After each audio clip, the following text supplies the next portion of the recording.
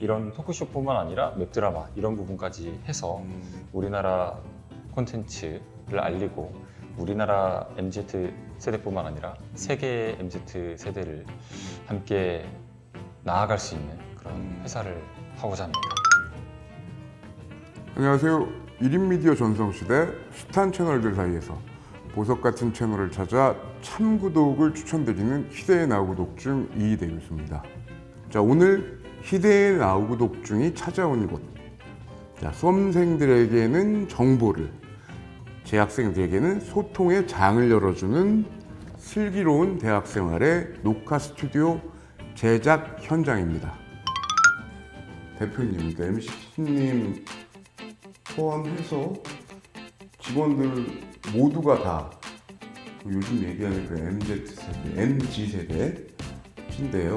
그리고 또 그 만들고 계신 컨텐츠들도 그 타겟들하고 이제 맞는 거죠. 지금 슬기로운 생각까지 포함해서. 네. 진짜 의도했던 거냐? 대학 정보 같은 거를 책이나 이런 기성 방송으로도 많이 충분히 있지만 대 입장에서는 좀 접하기가 쉽지가 않았고, 그래서 이거를 좀 더 우리 어린 세대들이 접할 수 있게 이런 거를 좀 정보를 전달할 수 있는, 약간 목마름을 해결할 수 있는 통로가 저희가 하게 된 것 같아서 만족도도 있고 또 기쁘기도 합니다. 호대님하고 다태님이 아무래도 진짜 MZ세대에 가깝기 때문에 모모대를 만나보았다. 이 시리즈 중에서 구독자 혹은 시청자로서 각각 난 요게 좀 기억이 좀 제일 많이 남았다라는 그런 편이 있어요? 저는 뭔가 딱 하나의 편이라고 말하기보다는 네.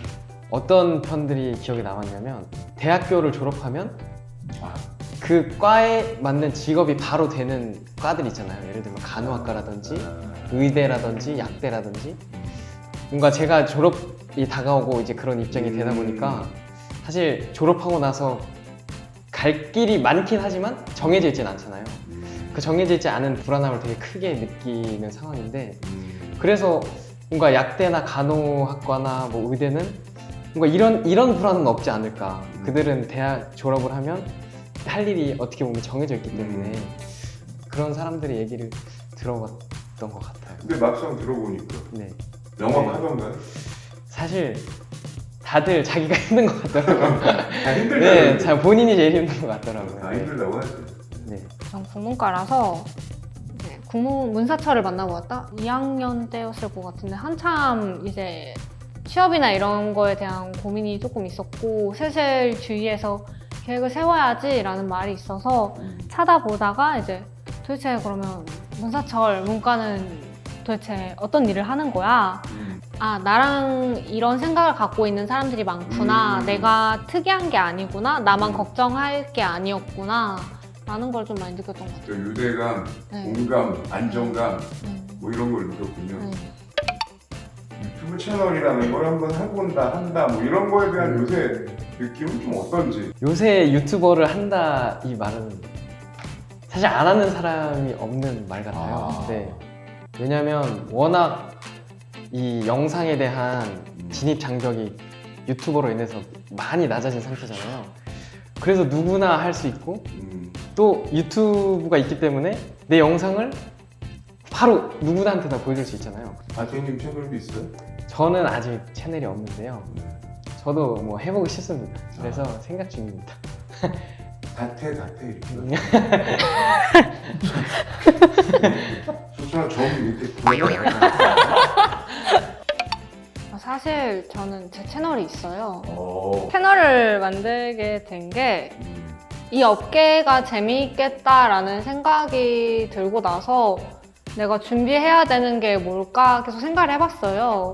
아무래도 내가 직접 채널을 만들어서 운영해 보는 게 뭐 자소서 쓰기에도 포트폴리오 내기에도 좋지 않을까 싶어서 그렇게 해서 채널을 만들었는데, 사실 막 구독자 수가 많지는 않더라도 심지어 보는 사람들이 없어서 100 이하의 조회수에 머물러도 일단 내가 이걸 해봤다 해서 어떤 걸 느꼈다라는 것 자체가 좀 중요해서 지금 오히려 안 하면은 늦어진 것 같다는 생각이 들 정도로 많은 사람들이 하고 있기 때문에 이 업계에서 일을 해보려는 사람이면은 한 번쯤은 뭔가 만들려는 시도를 해보면 좋지 않을까라는 생각이 듭니다. 방송사, 뭐 신문, 뭐 미디어, 뭐 이런 쪽으로 어쨌든 이런 꿈을 꿨던 사람들이 막상 졸업할 때쯤에 어딜 가야 될지라고 하는 게 아마 지금 그게 게다가 작년에 또 뭐 코로나였잖아. 요새 마음이 어땠는지도 좀 궁금하기도 하더라고요. 1인 미디어, 뭐 넷플릭스, 이런 OTT 이런 미디어들이 굉장히 활성화됐지만 사실 애매한 상황이었죠. 제가 대학교에 입학할 때만 해도 정말 애매한 상황이었거든요. 그러니까 저는 원래 어렸을 때부터 꿈이 PD였는데 그래. 꿈이 PD였던 이유는 그냥 제가 머릿속으로 생각하는 걸 영상으로 만들고 싶었고 그리고 당연히 방송국을 생각했던 이유는 당연히 그 영상을 보여줘야 되잖아요. 그래. 그럼 방송에 내보내야 되니까 그래서 방송국에 들어가서 내 영상을 만들고 싶다 이런 생각이었는데 정말 말씀대로 졸업할 때 되니까 내 영상을 보여줄 곳이 너무 많은 거예요. 그래서 생긴 그 혼선이 아 내가 진짜 방송국에 들어가는 게 맞는 걸까 이렇게 내가 어느 쪽에 맞는지에 대한 고민이 좀 많은 것 같아요. 웹 콘텐츠 회사와 방송국을 한번 같이 준비해보자라는 생각이 계속 있어서 준비를 계속 하긴 했어요. 근데 이제 4학년 1학기가 딱 됐을 때 이제 진짜 본격적으로 취업 준비를 해야 되는데 코로나가 터져버리고 내가 자격증을 따야 되는데 심지어 토익 시험이 안 열리는 거예요. 그치 못 볼. 네, 원서를 넣어야 되는데 토익 시험도 안 열리고 네, 내 생각엔 나는 이미 계획을 몇 년 전에 다 세워놨는데 맞아. 이게 안 되면은 난 어떻게 해야 되지? 라는 생각이 좀 많이 들어서 힘들었었는데 다행히도 여기에 입사하게 돼서 일을 배우고 계속 못 느꼈던 재미를 찾았던 것 같아요. 진짜 내가 실무에서 이걸 해서 만들어가지고 제대로 배워서 내고 있다는 것 자체가 좀 많이 재밌어. 그럼 어떤 콘텐츠도 좀 하실 건지. 처음에는 여행 예능을 위주로 시작을 하였다가 회사가 되었는데 우리 거를 보고 즐긴 내용으로 또 여행도 하고 콘텐츠에만 갇혀 있는 이런 걸 생각한 게 아니라 우리 콘텐츠도 많이 보고 또 현실에서 나가서도 많이 즐기고 약간 직접 체험하고 경험하고. 예 그런 거를 생각을 해서 Look Enjoy Travel LET 이렇게 렛 스튜디오라고 이름을 지었었고요.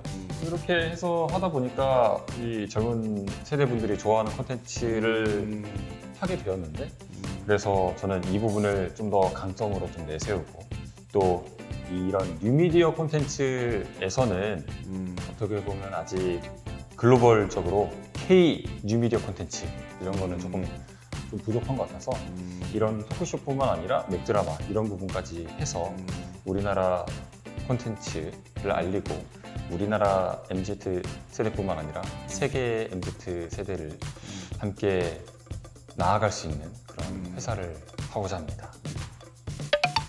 교수하고 인터뷰하는 거라고 생각했던 거 대비 어땠어요?